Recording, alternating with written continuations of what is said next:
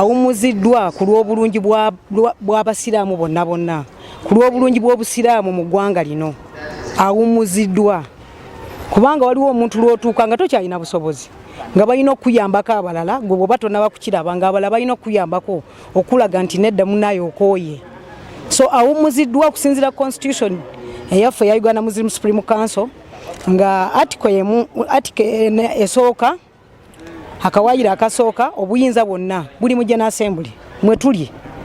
General Assembly nga even eri waggulu wa mufti wa Uganda.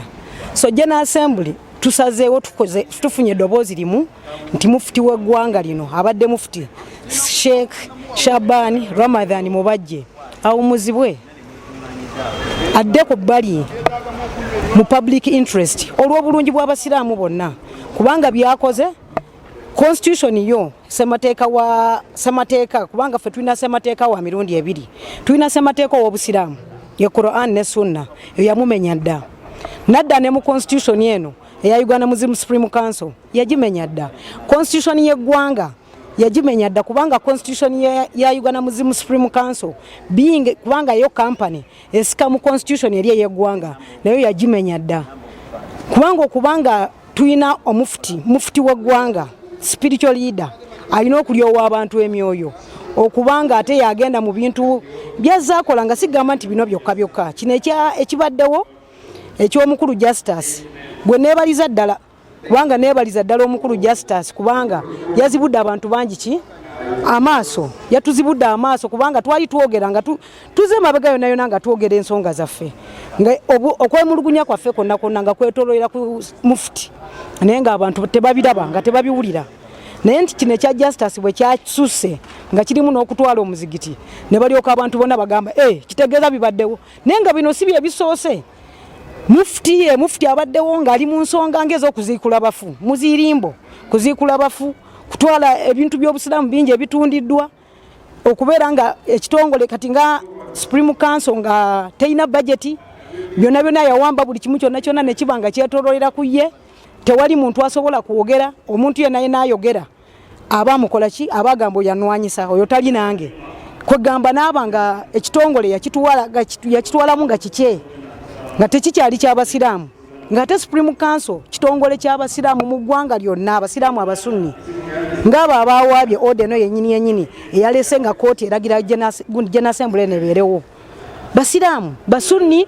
So buli musiraamu yenna omusunni ali wansi wa Uganda Muslim Supreme Council ayina eddembe okubanga yeemulugunya ku nsonga yonna bwebeerawo, naye yabeera nga ekitongole abadde yakitwala nga kikye, nga kitwalamu nti kikye buli kimu kyonna nga yasalawo, emirimu gyonna nga yagikola, nga tewali nti oba management eyo management gyali kyemaani, tewali oba executive, ne General Assembly yennyini nga atuuse kwagala kugiwamba.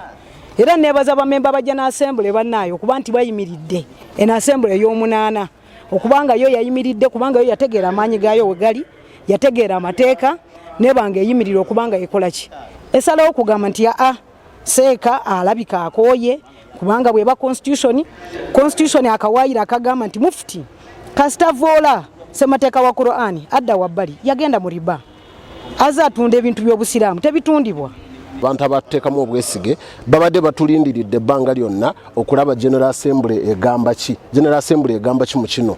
Era olwaleero General Assembly yeegasseewamu omulundi gumu neeyogerera mu ddoboozi limu nti ensonga zino zirina okutereezebwa nga zitereezebwa members wa General Assembly. Ku bimu ebikulu bye ngenda obbabulirako ebitono bye tuzolovinze ebisinga mujja kweyongera ebbufuna, naye tusazeewo nti mufti olw'okumwagala kwe tumwagalamu ne public gyaludde akulembera, tusazeewo nti adde ebbali tunoonyereze, taddewo akakiiko akagenda okunoonyereza ku nsonga zino zatambula zitya zajja zitya. Kyekimu ne chairman wa Uganda Muslim Supreme Council naye tusazeewo nti naye adde ebbali, era ne tunoonya omuntu omulala okuba nti yagenda okuba nga atutwala mu interim eno okumala emyezi gye tunaamala, n'oluvannyuma tukomewo tutuule tujjemu ekituufu ekigenda okukulembera obusiraamu ebbanga lyonna. Kooti yatulagira okweyita ne tuyisa resolutions ze tulaba nti ze zitaasa obusiraamu. Ffe ebisigadde tugenda kubizza mu kooti, bw'anaagaana ye ne kooti bajja gasimbagana kubanga kooti ye yatuwadde olukusa okuba nti tukola egyo emirimu gye tukoze olwaleero nga legislative body. Executive nali mu assembly ewedde n'ayimiriza bamemba b'executive n'agamba nti kummwe mwenna avaayo n'agamba nti si mmwe mwasalawo kutunda atuule. Basajja batu tebaatuula nga balaga nti baasalawo, naye ate bwe waayitawo eddakiika ntono nabo ne basaba omuzindaalo ne bamugamba nti ogwaffe gwali gwa kukuwa mandeeti ng'otunyonyodde kyogenda okukola. Ebyokutunda okola endagaano zino ezifaanana bwezi ezirimu amagoba n'ebirala n'okutunda ekitaliiwo nga mwakiguza ddono ne mukiguza omulala, ffe nga bamemba b'executive tetwabiriimu. Mufuti bwe yavaayo okutunyonnyola ndowooza Kololo yali conceding the defeat, yagamba saali technical person.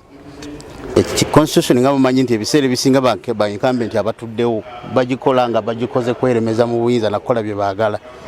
Constitution yaffe yaddira obuyinza bungi nebuwa mufuti. Bwe tubuuza bannaffe abali mu assembly ey'omusanvu gye twaddira mu bigere batugamba nti bingi ebiri mu ssaawa zino si bye bassaamu bo. Batulaga nga balina ebintu ebyali smuggled ne babireeta mu assembly mu constitution ne biyingiramu. Kakati tubisanze olumu nga bifuuse kizibu. Kubanga bw'otunuulira ng'okutunda ebintu by'obusiraamu ebize bitundibwa, otunuulira executive nga yeegatta ne magisiri ulama ne bafuuka abantu 40, naye ng'abantu 40 mufuti kumpi alondako 30. Kakati ne bagiyita joint session. Bw'osatunulira mukama waffe yalibadde chairman bw'abanga atudde mu ntebe ng'akubiriza executive alonda abantu 10 ku executive, tumulondera abantu 10 ku executive, ate ne mufuti n'amulondera abantu 10 ababe, executive nefuuka y'abantu 20. Kakati buli lwe batunuulira enkola y'emirimu ebanga omuntu oli omu alonda abantu abangi ku executive, amaanyi g'abayagala oba ekintu kyonna ky'abayagala kiba kijja kuyita nga bwakola ki nga bw'aba akyagala. Kakati bw'otunuulira ekisinga okutuluma, bw'otunuulira ddi lwe baakola endagaano ey'okutunda Sembabule, twalina mu nsi nga nzigale, muzikiti muggale, 24 June ffenna tukirina ku likodi, abantu twali mu mayumba situmanyi kiddako, ani anaafa ani anaasigalawo, naye ng'abantu bali bize basaba ebipapula bya RDC kudduka ku Supreme Council kukola ndagaano bo bafune sente. Kakati bw'otunuulira nekya yaabyo ate nga abantu bakulu batunda, okutunda tekwali badde kubi, naye batunda bamanyi nti kye batunda tebakirina, kyekivaako obuzibu.